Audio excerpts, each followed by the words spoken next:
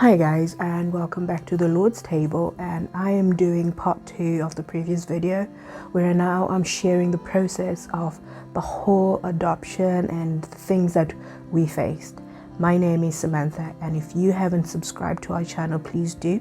If you haven't watched the previous video, please do, so this one will make much more sense. Please subscribe and please do comment below so we can have a conversation of what you want to hear about my journey. So I spoke about the adoption of my baby girl and the whole process, fertility process and all that. So you'll find in the previous video I mentioned that when we found out that she was disabled, that she had cerebral palsy, what shocked me was the same people that are supposed to look after the children, the same people that you think would have the great caring heart. I was shocked to hear these words come out of a social worker. Well, you can bring her back and we'll give you a new one.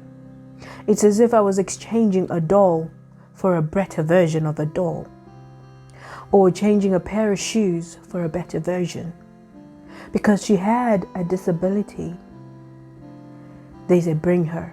We put them in a home which is for disabled people.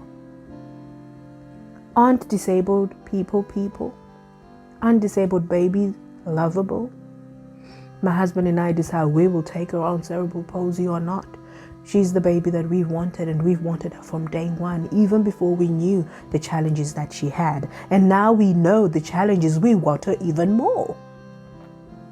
So I was very disturbed by social service. I don't know, I'm not going to say the whole social services system is like that. I don't know.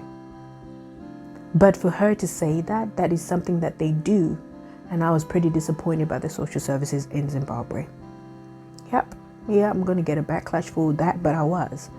So the process then moved on when she said that we were asked to bring letters from our doctor why we want to adopt. Obviously they were written fertility challenges and all that. We were waiting if our doctor thought we would be good. So we had letters from the doctor which we paid for. They were not free. We were asked to bring references from people that knew us, from the church, our pastors, people from work, and we had those. We were asked to bring documents, our papers, all this, our British passports, everything that was asked of us. The reason we were asked for all this was initially they had asked us to do an international adoption assessment where we register with an adoption agency in the United Kingdom. But we could not afford that. I went to so many different adoption centers, and I spoke to them, it was 10,000 to 15,000 pounds. Where would I get that? Where would we get that? I said, but then isn't an adoption meant to be easy? We want to help this child as much as we are helping ourselves. We want to give this child a better life. And then I even went to explain, and now she's even been diagnosed with cerebral palsy. I'm not saying the health system in Zimbabwe is terrible, but it's not the best. But if they were to come here, we can take them onto the NHS. My baby she would get a better life. She would get a better treatment. Can we do something different? I'm afraid you need to have 10 to 15,000 for the international adoption to take place. Explained this to the Zimbabweans and said, I am Zimbabwean, my husband is Zimbabwean, born and bred. Just because we're living in the diaspora, it doesn't mean we are not Zimbabweans. Can we adopt locally because we are locals? So they started going through that process. The social worker, a previous social worker, tried to help us, just bring the papers, we'll see how it goes.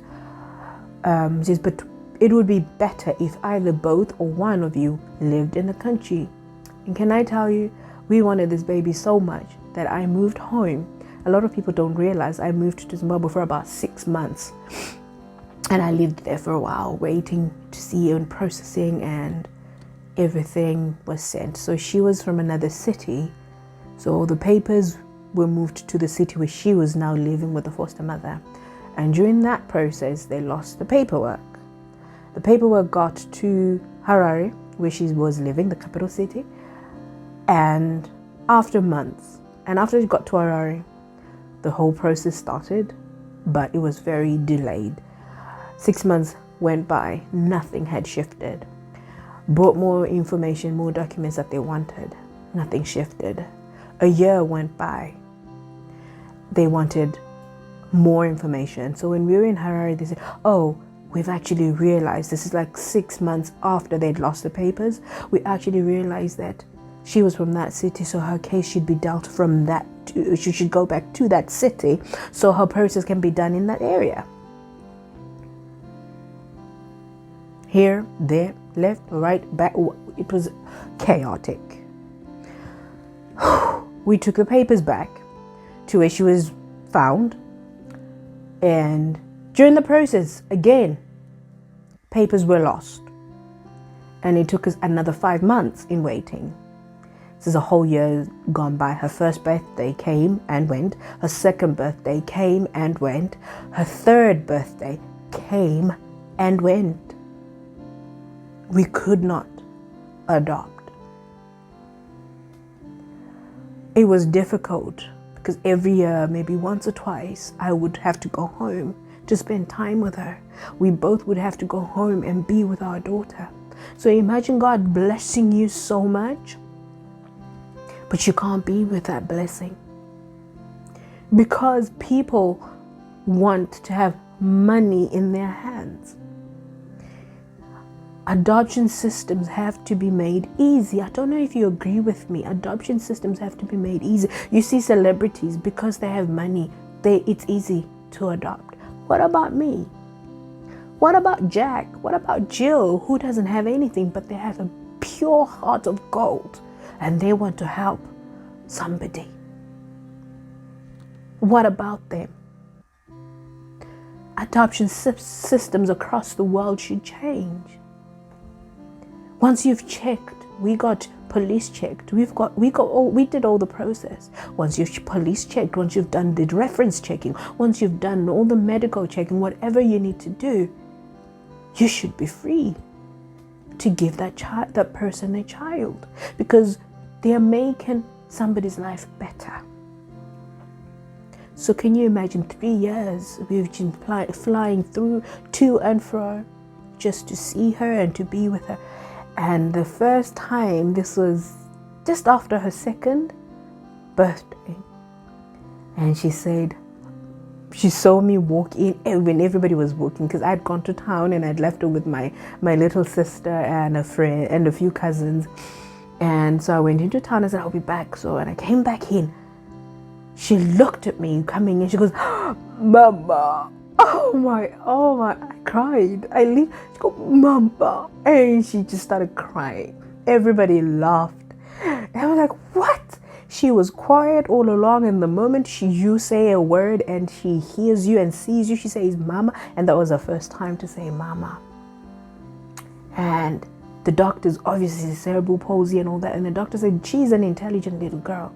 She is growing. She's going to be delayed in so many things, but she's growing. She says Mama. And she kept saying Mama whenever she saw me, and she would laugh. She knew my voice.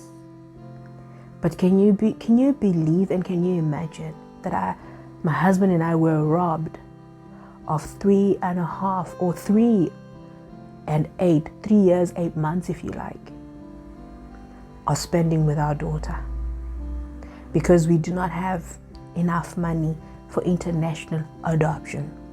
We do not have enough money to help another child who was in need of help. But either way, we were glad to be parents. I remember when we were there spending time with her, when bath time. She loved bath time. She was so strong. She pulled her dad, almost pulled him into the tub. And we were bathing her, and he was washing her hair. And then she pulled him, and he goes, oh my goodness, you're still strong. And all she could do was giggle. She was that clever. She would giggle and laugh. We have best memories, but also worst in social services. Both in Zimbabwe and here in the UK, I asked for help. I didn't get it. I don't know about you, but our governments could do better. Do you know, when I was asking about adoption here in the UK, it was as if I was a criminal. The questions I was being asked, as if I want to steal something. I don't know what. They make you feel like what you're doing is wrong. They make you feel like you've stolen something, or you're not adequate. And it shouldn't be like that, because I'm coming forth to say this is what I want to do. And this was the second time. This is not the first time. The first time I wanted to adopt here in the UK, but I was so put down and so discouraged at how they handle you. Were treated like a criminal. Questions left. I don't mind that, but make them easy. Make them make the people that want to adopt welcomed. Make them be acknowledge the good that they want to do. I don't know if maybe a social worker or somebody listening, was the powers that be, someone listening, we could do a change. There should be a change. But my story does not end here. I am going to go deeper and take it. I might make another video later on, I don't know when, where I'll be sharing when I have a conversation with social services. I'm not going quietly. It hasn't been a year since my daughter passed. But I'm not going quietly, and she's not going quietly. She's not going to be forgotten.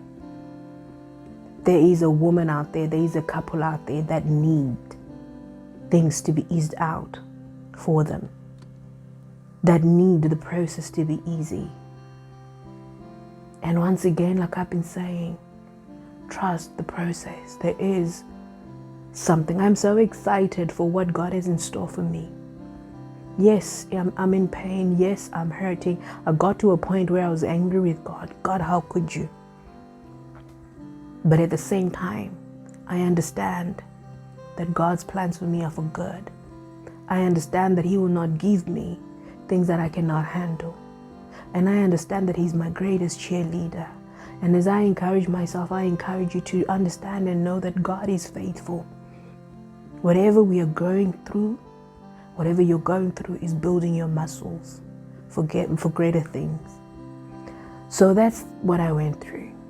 Please comment below if you went through such a thing with authorities, with adoption centers. If you went through something similar, just write below and then we can talk about this. Like the video, subscribe, comment, and let's have a conversation, guys. God bless you. And thank you for watching and for following my story. If you write things you want to see, like I always say in every video, I will make a video sharing more on it. Thank you, and God bless.